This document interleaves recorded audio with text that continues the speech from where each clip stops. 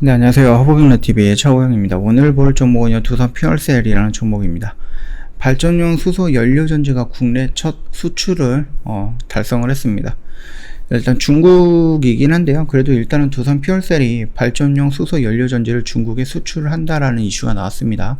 그동안에 1분기, 2분기, 지난 4분기까지 수주를 많이 못 받았죠. 그러면서 실적이 굉장히 안 좋았는데 결국은 3분기, 4분기, 내년 1분기로 시작을 해갔고요.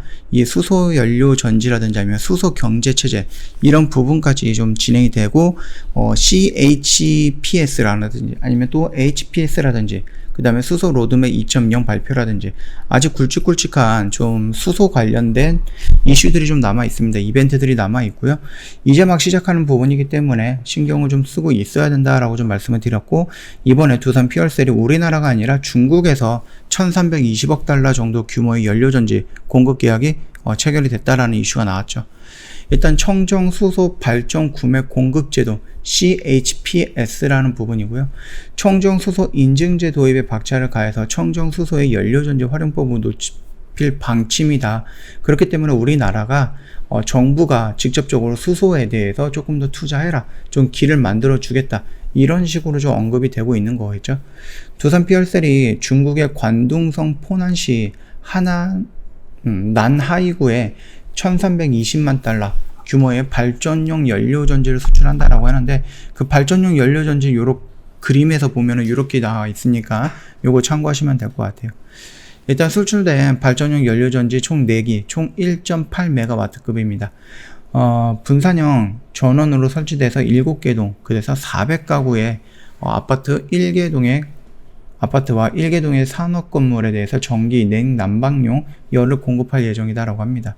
연료전지가 기본 전력과 열을 공급하고요. 수요가 많아 이제 부하가 될 경우에는 엔진을 구동하게 된다라고 하거든요. 그리드에서 연결하지만은 자가 소비가 주 목적이다라고 좀 보면 될 것 같아요.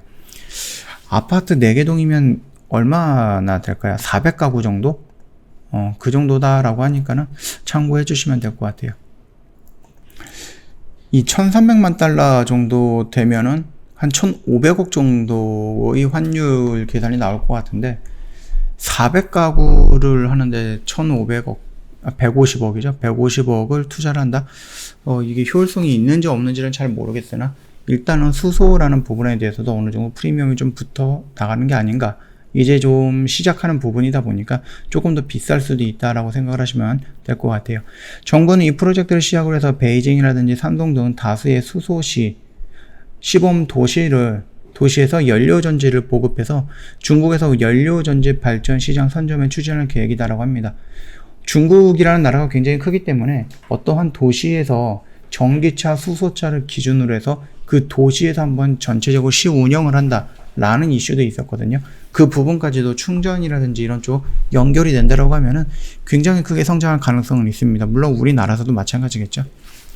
일단 두산 퓨얼셀 본사에서 열린 발전용 연료전지 수출 기념 출하식에서는 이번 수출은 민관 공동으로 연구 개발 역량 확충, 그 다음에 생태계 조성 노력의 결과물이다, 긍정적으로 좀 평가를 하고 있고요.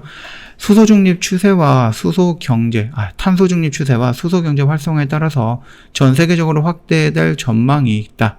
그래서 수소 연료전지 시장을 선점한다는 의미가 있다 라는 부분이었고, 우리나라에서 어차피 예전부터 두산 퓨얼셀은 이 수소 연료전지 부분에서는 좀 강자였다라고 좀 보면 됩니다. 무려 70% 정도의 시중의 수주를 거의 따내고 있었던 회사다라고 좀 보시면 될 것 같고요. 다만 지금은 살짝 조금 다를 수는 있습니다. 일단 산업부는 이번 수출을 계기로 해서 연료전지의 장점을 활용하고요. 수소 로드맵에 따라서 보급 목표를 달성할 수 있도록 국회에서 논의 중인 수소법 개정안에 확정하는 대로 청정수소 발전 구매 공급제도 CHPS라는 부분인데요. 청정수소 인증제 도입을 박차할 예정이다라고 합니다. 일단 청정수소의 생산과 해외 개발을 촉진하고요. 이를 상용하는 연료전지를 활용하기 위한 것이고요. 탄소중립 시대에 청정수소가 무탄소 전원으로 자리매김을 하고요. 재생에너지의 활성과 지역적 편중성을 보완할 수 있다는 게 사업부의 판단입니다. 자, 일단은 태양이라든지 풍력이라든지 이런 것보다는 지리적인 제한 또는 기후적인 제한, 날씨에 대한 제한이 덜 합니다. 그렇기 때문에 어떻게 본다라고 하면은 신재생 에너지로서 넘어갈 때 태양과 풍력보다 더 큰 성장 가능성은 있다. 그렇게 좀 봐주시는 것도 나쁘지는 않을 것 같죠. 두산 퓨얼셀 나름 괜찮은 모습으로 형성이 되고 있고 우리가 수주가 못해갖고 실적이 좀 안 좋을 것이다라고 말씀을 드렸죠. 그러면서 작년이 아니죠. 5월달에 조금 과하게 밀리는 부분이 있었는데 여기서는 겁먹을 필요 없다라고 말씀을 드렸고 이게 1분기, 2분기 실적은 안 좋을 것이다라고 우리는 이미 예상을 했다. 그래서 이 밑으로는 이렇게 잡아 들어가면은 나중에 돌파할 때 이렇게 상승을 할 때 이 라인까지는 우리가 한번 끌고 가면서 이 구간에 있는 이 구간을 좀 먹어볼 수 있다라고 언급을 해드렸죠. 자, 일단 한 번, 두 번 올라갔죠. 그리고 나서 두 번째는 어느 정도 지지 라인까지 형성이 되어 있는 상태에서 오늘 양봉의 모습이 형성이 됐습니다. 또 외인들의 매수 물량이 좀 어느 정도 들어와줬다라고 좀 보면 될 것 같아요. 기본적으로 연기금이라든지 투신 이런 쪽에서도 물량이 좀 자주 들어오고 있는데 최근에는 양쪽 다 물량이 조금 줄어들었어요. 대신에 이제 외인들 매도 물량이 줄고 매수 물량이 오늘 거의 한 40만 주 정도가 들어왔다.